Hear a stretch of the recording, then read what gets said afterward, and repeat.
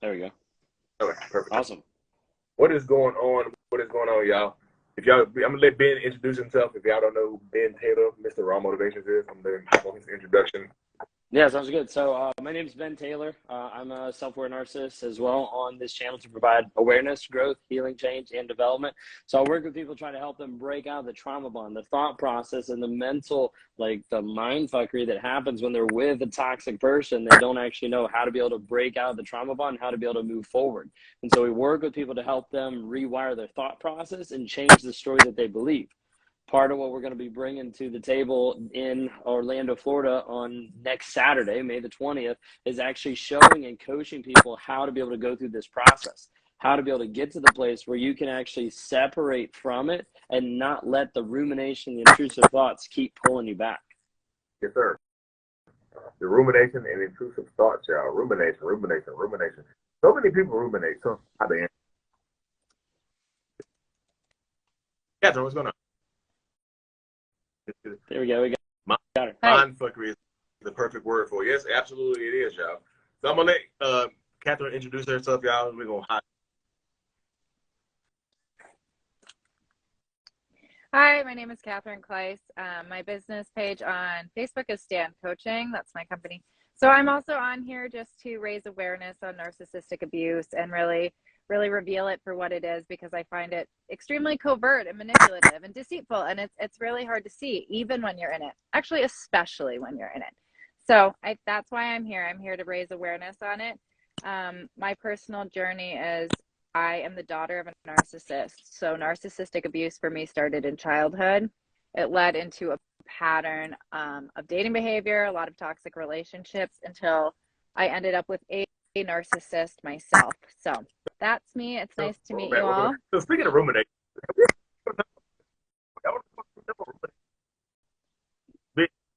Is it breaking up for y'all, or is it just me? Yeah, I heard none of that, Lee. Here we go. You didn't get your headphones in. Hey, I didn't get it. Yeah. You can't hear me at all?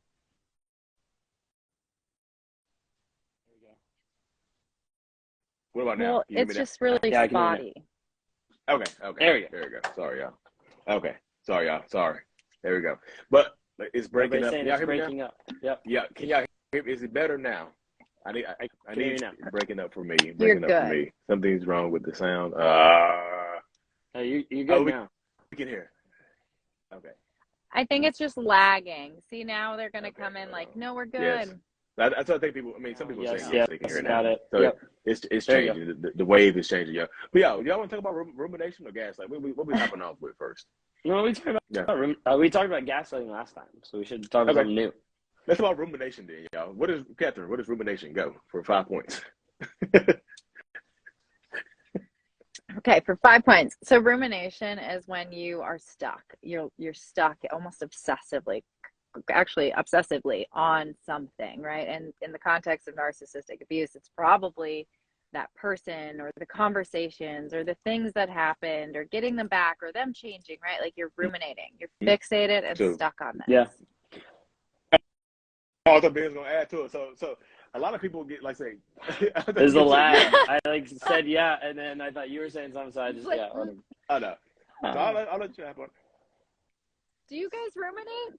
Do you ruminate as a narcissist? I would say I ruminate sometimes over negative relationship dynamics or whatever, because I've also been in a toxic relationship that I was the least toxic person in, so which is kind of wild.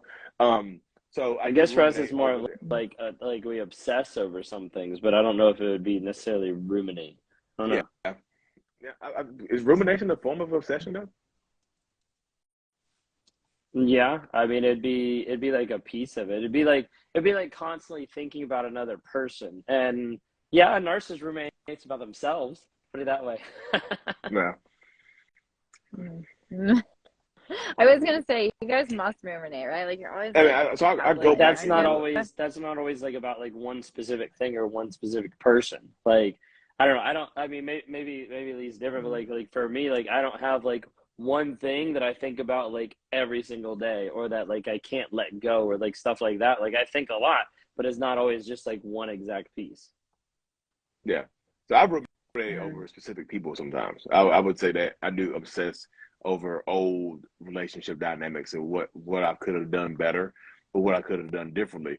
But a lot of times they just, I read some literature that rumination is in the body and where you're sitting at. So sometimes I'll be laying on the couch in a certain position and I'll just start dwelling on the old relationship dynamic, So you have to get up and shake it off. I tell people, like, what are you doing when you ruminate? Like, I'm normally laying on the couch right here, chilling, watching this TV show or whatever. So something right there triggers something in your body to start thinking about this situation based on how you're sitting, based on what you're watching, based on the time of day it is. So sometimes you get into this dynamic where getting up, moving your body and things like that can actually help you deal with the rumination sometimes, And also tell yourself the truth. Tell yourself the truth. Yeah, I feel like so many people, Ben does a good job of going over, the story that you tell yourself. Tell yourself the truth. Like so many people struggle with what the actual truth is, not the gaslit truth that you might be receiving from the narcissistic, toxic person. Tell yourself the truth. Write down. It's like your autobiography of this relationship. Write it down. The truth of what happened right here. What could you have changed about yourself? If you're dealing with a narcissist, nothing you change about yourself is going to change the way the relationship goes. I promise you it will not. I promise you it's going to go how it's going to go. Regardless, you can extend the relationship, but is extension necessary sometimes? Like you can extend it for a year or two. Do you feel like you wasted your year or two trying to extend the relationship when you could have got out of it earlier if that's what you choose to do? I know not everybody wants to leave. Yeah. I like what Lee said about write the truth, like write the journey, the story itself. Do it objectively, like not I think they did this because they love me. Like leave all that out. Objectively, they choked me out or they stole money from me or whatever. Yeah, because like how I like talk to people about it is like the truth will set you free, but what we focus on is the facts. Like we have to deal with just the cold hard facts of like, did this happen? Yes or no? And this is what a lot of times narcissists run away from too, because they don't want to actually involve themselves with the facts, because the facts reveal that there's actually a problem. And so when we go into the process of dealing with the story that you believe, we can't just bring in like all these emotions to find the new story. We bring the emotions to find what you're actually thinking, but then to be able to change it, to replace it, we have to deal only with the facts. Like what is actually true in this situation? Like, what is actually true about what's actually happening? Okay, well, he said he loved me. Well, but how did he demonstrate that? Well, like he didn't. And so then we have to start seeing like there's like this dissonance that happens when we start to see the different version of reality versus like what was being told to you versus what actually showed up on a daily basis. Yeah. Yeah, and Ben just said something that made me think, don't include the like when you're writing your story, well, he said he loved me. I hear that so much from clients. They'll be like, but he said this, but he said it did, but he said. I'm like, and he's a liar, right? Like we know that. So like we're really fixated. But he said I'm worthless. But he said I'm the one that caused this. Okay, we need to stop listening. So the truth will set you free. Okay? But what does freedom look like to you? Are you ready? Are you ready to experience that freedom in circumstances like this? Because if you are still in a relationship and you feel like you're being financially abused, you can't leave. The truth can set you free, but you're still in jail. Like you get out of one jail cell into another one. Like, okay, I'm here. I got set free from cell block A, but now I'm in cell block B. Be ready to receive the truth. And act on it if that's what you choose. If that's what you so choose to do. His actions did not show up. Yeah, absolutely, y'all, because that's what you deal with when you're in a toxic relationship. Their actions and their words typically do not match up. They can, I love you, but they hit you. You see what I'm saying? I love you, but I cheat on you. I love you, but I lie to you. I love you, but I steal from you. You see what I'm saying? Is that actually love? Or is that what they tell you love is? They can say that they love you, but what are they doing to affirm that love? Love is an action. Love is a verb. Shout out Rope. Love is actually a verb. So what are they doing to demonstrate this stuff to you? Mental illness, you seem unbelievable. Cool. Okay. And there's nothing that I can do to make you believe me. Cool. Is it possible to be in a a successful relationship with a narcissist, or should it be avoided completely? Is there literally nothing we can do? So I answer the second part first. Yes, there's literally nothing you can do to force another person to change, because everybody wants the narcissist to change. Everybody's hoping and praying and wishing and thinking they have all this potential, all this stuff. Maybe I can get them to change. Maybe I can get them to realize. You need to understand, if you get them to realize that they're a narcissist and they become self-aware, doesn't mean that they're going to change. Doesn't mean that they even want to change. They have to get to the place where they want to change, to get out of the cycle that they're in, to change for themselves, to be a better person. Whatever the driver is, like, that has to come from themselves. If you push that on them, all you're going to do is use rules and regulations to force someone to modify their behavior, and it'll only last for a certain period of time until they revert back, until they go to a different option, because unless it is from them, it'll never last. So at the end, like, you can't do stuff to make them change or to force them to actually change. Oh, what's up, Lisa? Yeah. After 4 therapists, I don't know if he can. So now I'm just like, what do you? What is the story you're telling yourself right now? 4. Maybe the 20th will make him change. You know, how many more is it going to take right there? You see what I'm saying? How many more in that situation is it going to take for you to just realize that this person is going to be this person right here? This person isn't trying to change their behaviors and whatnot. What are they doing to show you that they're like, hey, I went to therapy? Therapy is not the end all be all for everybody, y'all. It just doesn't work that way. Therapy can actually make some people worse. And there's a few examples on social media right now where you see even other self-aware narcissists are horrible people that are in therapy. You know what I'm saying? Therapy is not even people without personality disorders don't just get to sit in therapy for an hour a week and not take any of the work home. Most people, even without personality disorders, like much more easier things to navigate through and manage, do not find success in therapy because they're unwilling to do the hard work.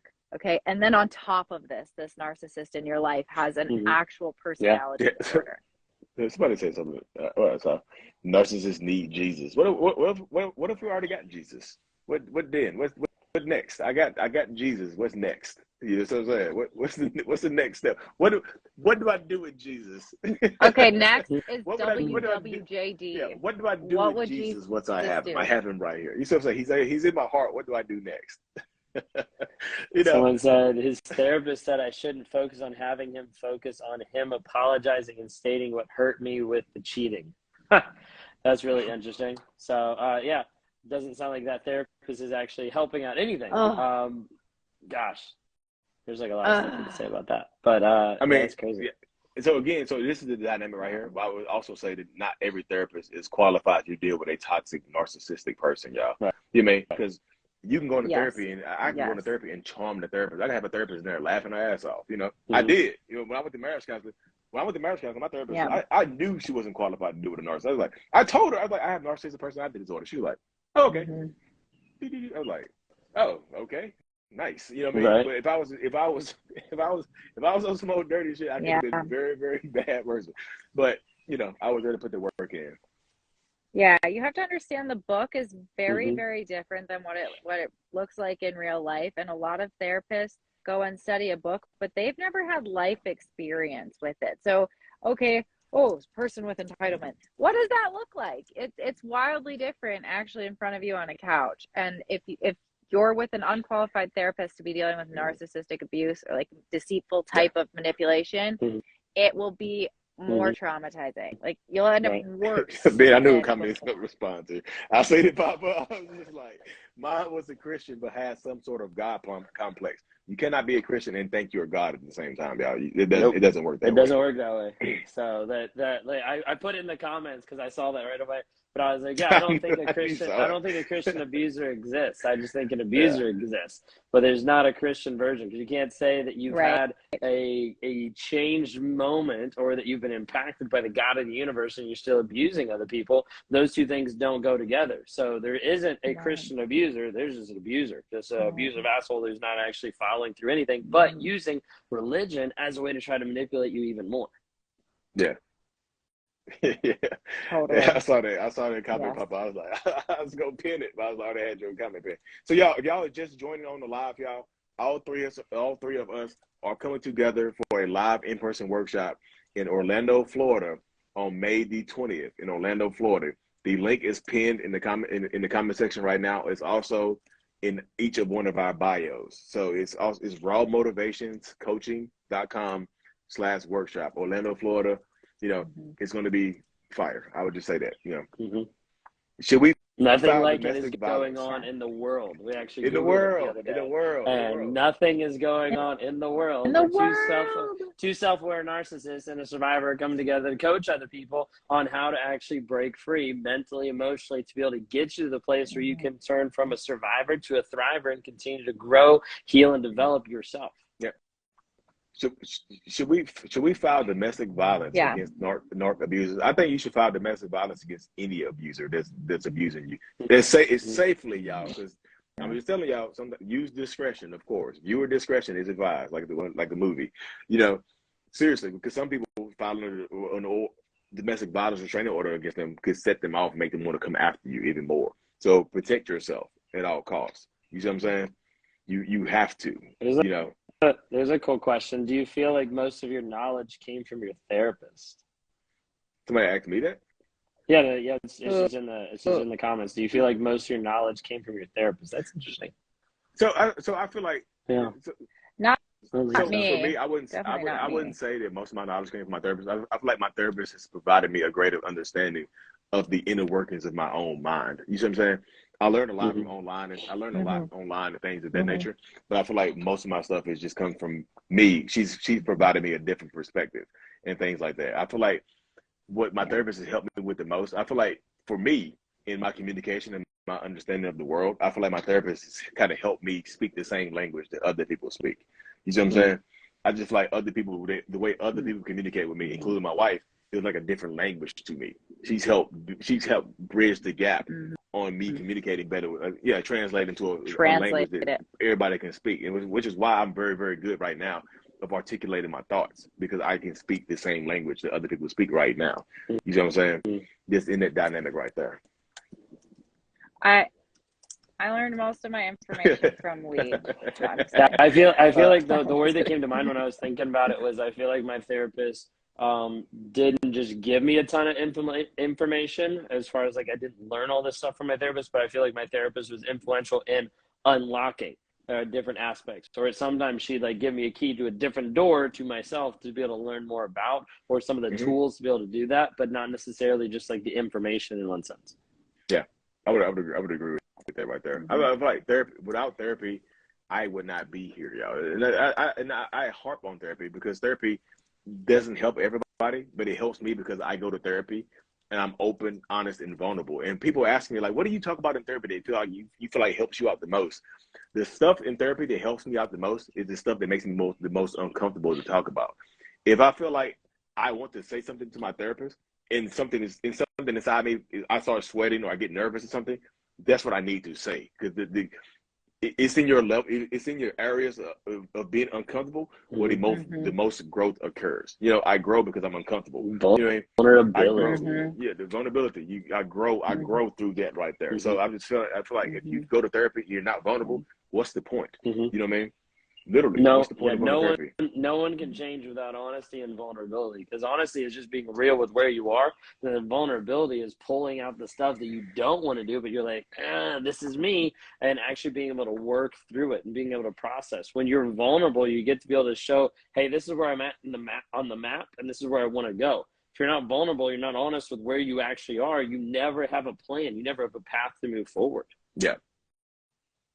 You cannot grow in your comfort zone. Like when I'm sweating and stuff like that, I was just like, you know what? I need to say this. You know, I need to say it. And I say it, and is it embarrassing to say sometimes? Yes, I absolutely. Some of my thoughts are embarrassing to think, you know, but I have to say them out loud, or I'll just shame myself into not speaking, and that doesn't help anybody. And that's true for all people. So if you're sitting on here like, I have embarrassing thoughts, we literally all do. We all do. And we're not our thoughts.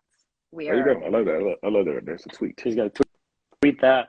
No, I just there'll be a fire tweet though, honestly. But you know, that's the dynamic that goes into part of it, y'all. Like I said, you can have a narcissistic person, toxic person, whoever, if they're not going to go to therapy and be open, honest, and vulnerable, you cannot grow, y'all. And then people ask, Mm-hmm. Ben said it earlier, can you have a healthy relationship with the narcissist? I posted this yesterday. Like, how can it be healthy if the person is not healthy for you? You see what I'm saying? Mm-hmm. Yeah. How can it be? Yeah.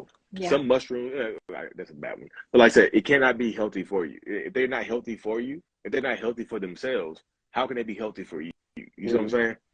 It's just a very interesting dynamic to have, y'all. And like I said, if y'all want more of this in person, because it's gonna be better in person, I promise you. I'm gonna be toast. I'm gonna be hot inside and out, saying everything to y'all in person. I promise you, it's gonna be fire. May 20th, Orlando, Florida. We're gonna be talking about gaslighting, manipulation, helping you break free of the trauma bond, helping you kick that loose, y'all. The trauma bond, like I forgot about this. Oh shit.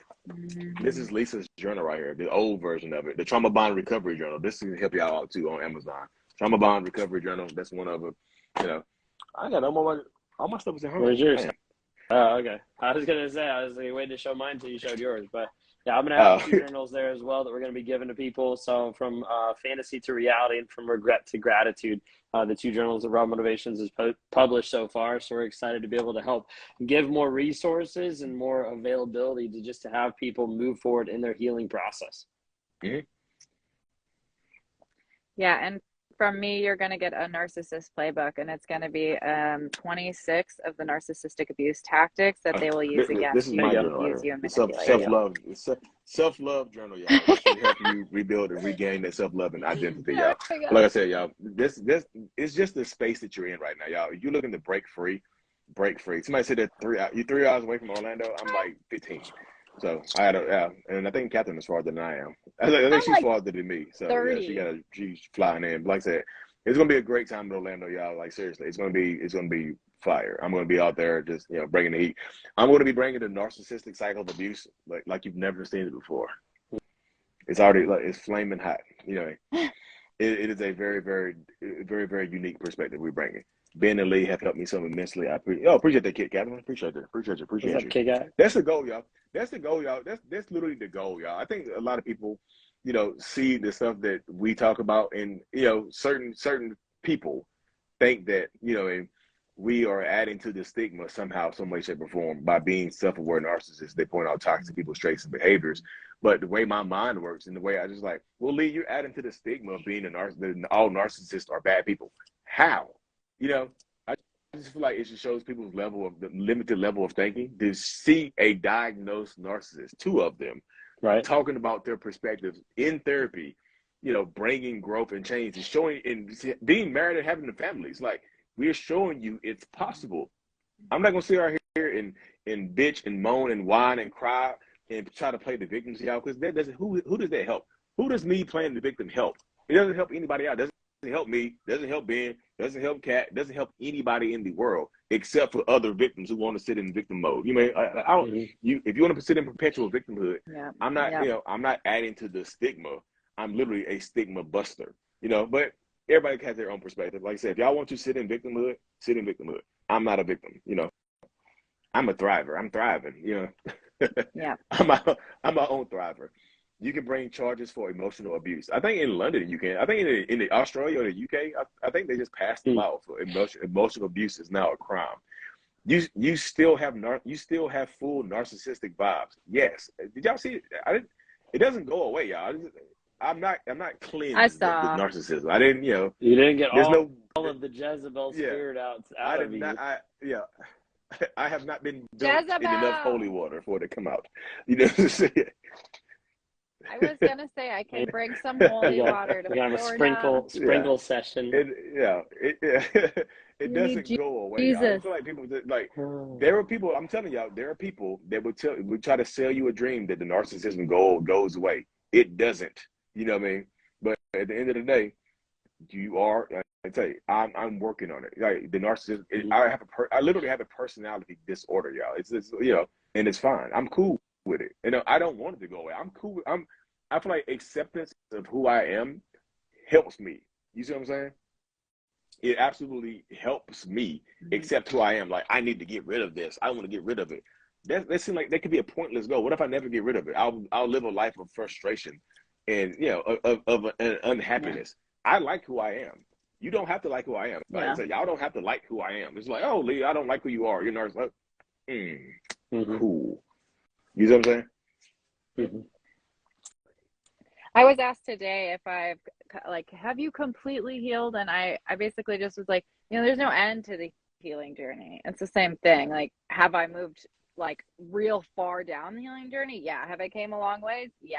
Is there always That's room why to I grow? stress a lot of times if we take people along a healing journey into a growth mindset, because we found a lot of times we would get people out of the relationship and we'd help them break the trauma bond, but then without giving them more after that of like frameworks of how to be able to live and grow and develop even more, they'd slip back into toxic relationships. They slip back into survival mode, all these different pieces, instead of having that growth keep going. So like it's a constant journey.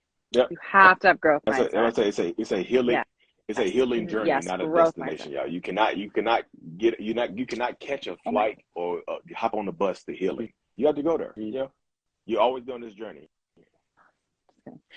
Okay, I have to go. I know we got to pop up at 4:30. We have to pop up at 4:30 anyway. I gotta go too in a perfect. few minutes. But all right, y'all take care.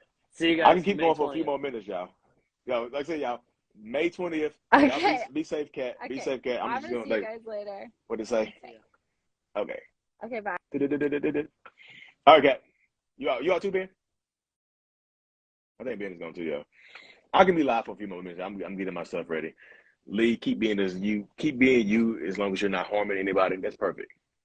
But Jacob once said that being in our community is sitting in victim mode. Jacob is building a community of victims, y'all. I hope y'all understand that. Jacob is not trying to help y'all. He trying to help people heal. He's trying to help people sit in victim mode. You know, he likes being a victim. I promise you. You know, he likes sitting in victim mode and being a victim and trying to make y'all feel sorry for him, as opposed to trying to work on who he actually is. You know, he's still a fucking horrible person. You know, but you can tell that he just tries to mask it with his shades and his weirdness. Do you still feel? Yes, I absolutely feel, y'all. You're all alone. Yeah, I was born alone. You're born alone and you die alone. That's the dynamic, y'all. You know, I'm gonna have to go here in a few minutes anyway, though. I'm just packing my stuff up. Lee, what is fog? Fear, obligation, and guilt. Those are three of the main components that keep you in a toxic relationship or, you know, hinder your healing process. You know, fear, obligation, and guilt. Read the book Out of the Fog. I feel like that's one of the most that's one of the most powerful books that I've ever read in narcissistic, you know, dealing with narcissistic, you know, abuse and things of that nature. Out of the Fog by Dana Morningstar is a very, very powerful book. Do you still feel the need to lie or cheat on your wife? Why do you think I'll be lying and cheating on my wife? I think everybody gets the impression I'm just this cheating ass dude out here just cheating and clapping cheeks everywhere. I'm chilling, y'all. I don't need to cheat. I promise you I don't. You know, could I? Yes. Do I? No. Do I do one-on-ones? Yes, I do I do one-on-ones over Zoom. I've been doing one-on-ones for over 2 years now. So yeah, I still do those over Zoom. You can go to mentalhealness.net to check those out. You know. Yeah, I do one-on-one sessions, y'all. I've talked to so many people over the last few years. It's kind of crazy. You know what I mean? If my wife gets mad because I was saving narcissistic pictures on my phone, what does that mean? I mean, she might just don't. It depends on what the pictures are. You know what I mean? I need the link. Mental Healness for my one-on-ones. Mentalhealness.net. Mentalhealness.net. The book is Out of the Fog. F-O-G. Out of the F-O-G. Bam, bam, bam, bam, bam. I'm getting ready to leave, y'all. I gotta head home here in a sec. And what about your feelings towards your family? I love my family. I love and respect my family, y'all.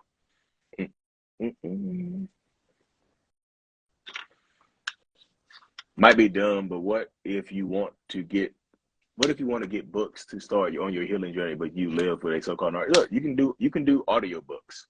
You know, you can do audio books and things like that. The book is on YouTube too. Oh, is it? Okay. Getting sick so he can be a victim. Yeah, some of them do, y'all. Yeah, you can read books while you still. You can. You mean reading books and stuff like that can help you start your healing journey, y'all. It actually can. All right. Cancers are probably the sweetest narcissists. Yeah. If that's what you want to say, cancers find a safe spot for your books. I mean, I do audiobooks. There's no safer spot than audio. Would narcs use tattooing name as if they tattoo your name on their body, that's claiming ownership over you. You see what I'm saying? What do you do your one-on-ones? I give perspective and break down situations. Yeah, I've been, like I say, y'all, I've been talking to people for 2 years. I've talked to thousands of people over the last few years, like literally thousands of people. So I'm very, very good at predicting narcissistic and toxic behaviors and pointing them out, y'all. I don't diagnose people in my one-on-ones. I know people just leave diagnosis people in his one-on-ones. I don't. I tell you what I would do in situations, and a lot of times I'm right. You know what I mean? I think my narcissist watch you. He know I know. Well, there how it goes sometimes.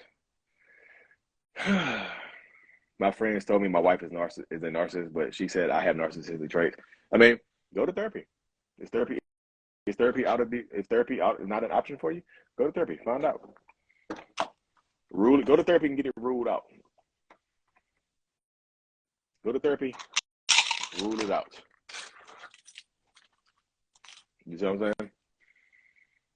I've been abused before, but you've helped me a lot. There you go. Power up. Like seriously, power up.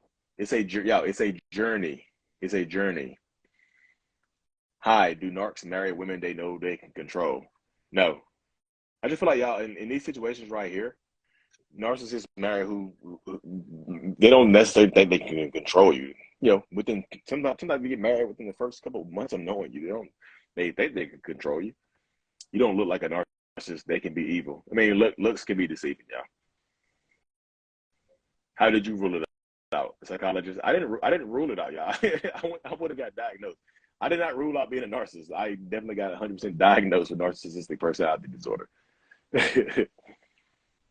Yeah, I definitely got diagnosed. It is not ruled out.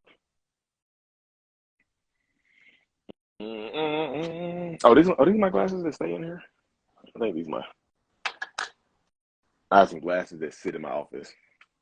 Why do narcs fake depression and suicide? For attention and control, make you feel guilty. Will some of them do it? Will some of them take their own life? Yeah, absolutely. Some of them will go out there, take their own life, but that's not your responsibility. I know some people get in here and just like, they'll have you trying to feel sorry. Like, what if the narcissist does do it? Yo, you can't control that. They'll take you with them. I promise you. I promise you, they'll take you with them. They're not gonna just unalive themselves. They're gonna do a schmurder slide and take you with them. I got my hair did too, y'all. People complain about my hair, so I got I did my hair. What is the scheduled event like for May 20th? I'm thinking about signing up. It's 9 to 4. The structure is actually on the website. Go the link is in my bio. The link is in my description, right? But it's 9 to 4. There's 45-minute sections. There's breakouts where we do like small one-on-ones and things like that. There's community building situations and stuff like that in Orlando, Florida. It's going to be big, y'all. It's going to be pretty big. But I'm also probably going to have something small too. Why would a narcissist want you back if they know you know? Because they think they're smarter than you. I promise you. You know, or they feel like it's just easier to go back to you than it is to move on to somebody else. Sometimes it's just sometimes, proximity. Proximity is the easiest thing. You know what I mean? Your locks are beautiful. Who gives it down? Hey, I had to redo them though. I was feeling rough. When my hair is not dead, I feel. When my hair ain't dead, I feel like I'm not dead. Are narcissists jealous of kids, their own? Yeah, narcissists can absolutely be jealous of their own children, y'all. Ooh, I'll take this. I'll take this in a yogurt. I'll take this in a yogi. Where my water bottle at? Oh, there you go. Sorry, y'all. You gotta bear with me. I'm leaving my office and going home. Yeah, sometimes it's proximity, and sometimes y'all be dealing with some, sometimes you deal with narcissistic people who don't have a lot of, sometimes y'all deal with narcissistic people who don't have a lot of options, so you might be their best option. You know what I mean? I'm not saying all of y'all do it, but some of them absolutely do it. So there isn't a treatment for narcissism. I go to psychotherapy to deal with my personality disorder. So that's all I tell people to do. Yeah, I gotta go, y'all. So I think it's gonna log off anyway. So I have to hop off of here, you know, and things like that. So I do have to hop off of here. I'll probably be live on my YouTube channel here later, y'all. So be safe. Take care of yourself.